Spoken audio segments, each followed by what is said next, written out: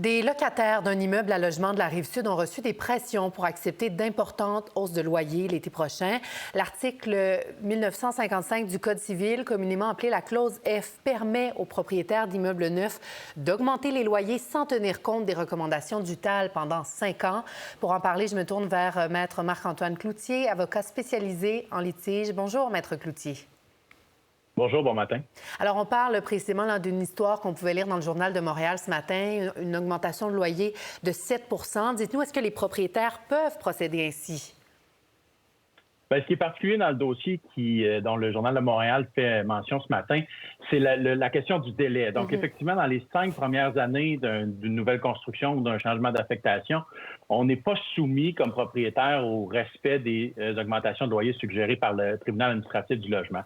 Bon, dans ce cas-là, je ne connais pas le détail des faits, mais il semble que l'augmentation vise la 6e année, là, même si elle est communiquée dans les 5 premières années.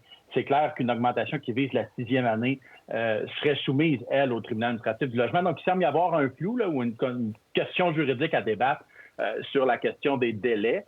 Mais si on fait abstraction de ça, effectivement, dans les 5 premières années, un propriétaire peut augmenter le loyer. Puis à ce moment-là, le locataire a 2 choix, accepter l'augmentation ou quitter.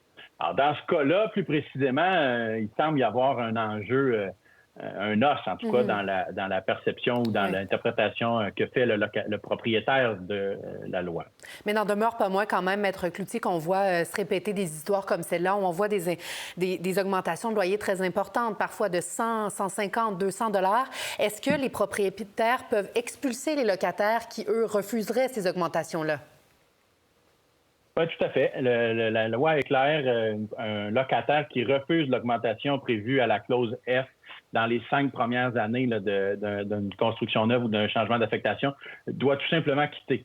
Le tribunal administratif du logement est tout simplement pas compétent pour entendre les fixations de loyer ou les doléances que les locataires pourraient avoir. Il y a eu plusieurs modifications suggérées dans les derniers mois. Récemment, on avait prévu peut-être réduire ce délai-là de 5 à 3 ans. Finalement, on est resté avec un délai de 5 ans. Et là, dans le tout récent projet de loi que la ministre de l'Habitation a déposé, on prévoit obliger les propriétaires à indiquer l'augmentation prévue maximale là, pour les 5 premières années. Donc, à tout le monde, on va peut-être venir encadrer un peu là, la connaissance qu'a le locataire au moment où il signe son bail des potentielles augmentations auxquelles il fait face. Oui, la ministre qui explique que ce serait ainsi une façon de fixer le prix des loyers finalement à l'avance. Est-ce que ça veut dire donc que finalement les locataires qui se retrouvent dans ce genre d'immeuble-là n'ont pas de recours?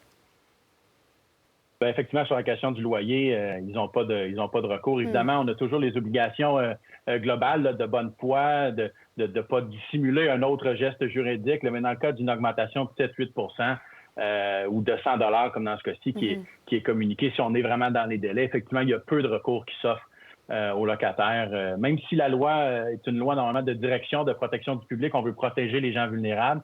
On a fait des exceptions pour les constructions neuves ou les changements d'éviction pour faciliter la construction et les ajustements. Ceci étant, plusieurs décrits, je pense avec raison, le manque de transparence dans ces augmentations-là. Il y a peut-être une communication à revoir entre propriétaires et locataires et à balancer ce droit-là entre un locataire de justement être capable de se loger et celui d'un propriétaire de rentabiliser la construction qu'il vient de faire. Oui. Est-ce qu'il y a quand même des propriétaires qui misent sur l'ignorance de la loi de la part des locataires pour en abuser? On sait que c'est extrêmement complexe.